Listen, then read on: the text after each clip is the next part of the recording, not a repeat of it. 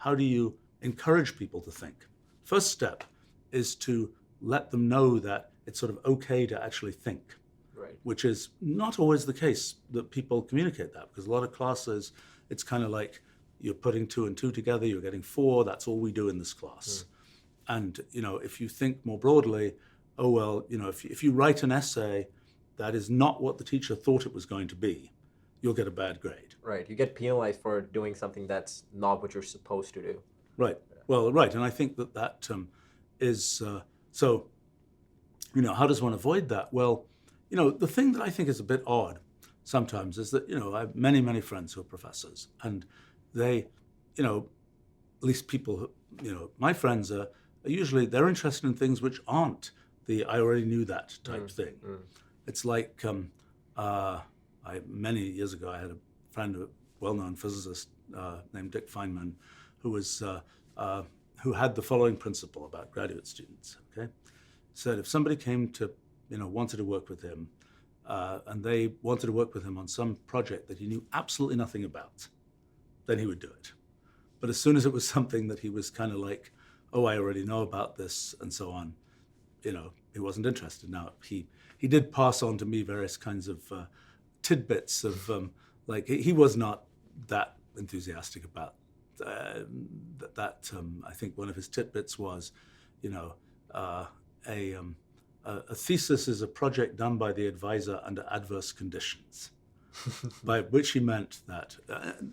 I think bad management on his part, but anyway, the student would come in, would talk about some problem, the advisor would say, oh, you should do this and this and this.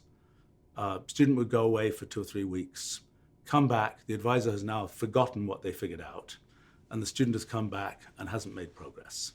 Now, honestly, to me, having managed people and projects for a long time, that's not what should happen.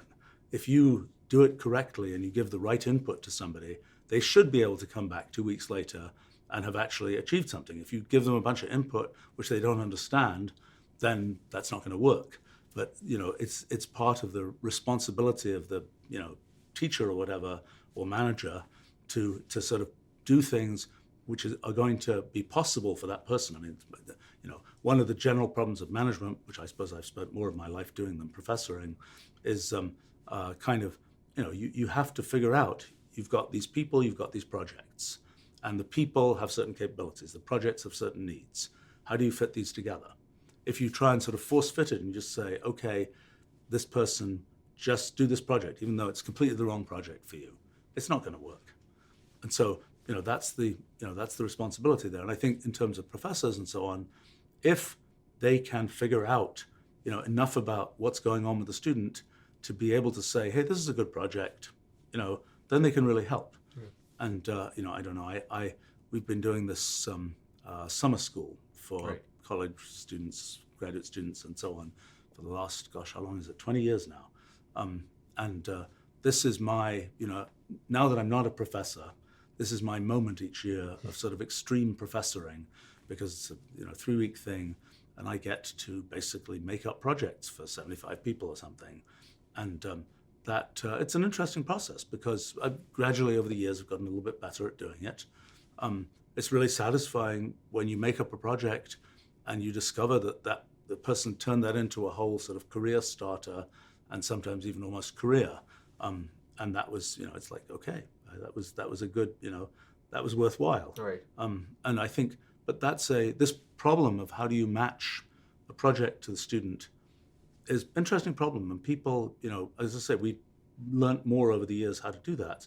I mean, what tends to happen sometimes in colleges, graduate school, things like that, is an advisor will have some definite research program, and it's like, okay, you plug in here, which can be okay, particularly if you as the student pick that advisor well and pick a project where you're like, I'm going to fit into this part and I really care about this project, then that's a thing that can work well. It can also end up that in some areas like life sciences, one where this happens a lot, you're just pipetting things, and you're part of some big machine, and you don't really have a lot of sort of self-determination about what's going on. I think the other challenge is, for the student's point of view, you can say to some professor, I want to study this. And that professor is the person who's supposed to be teaching you whatever. Problem is the professor doesn't know about that, or they don't care about it. And so, again, you have the flip side of the problem. The professor feeds the student something the student isn't very suitable for them, is the student can end up, asking the professor to do something that is just not in the wheelhouse of that particular professor.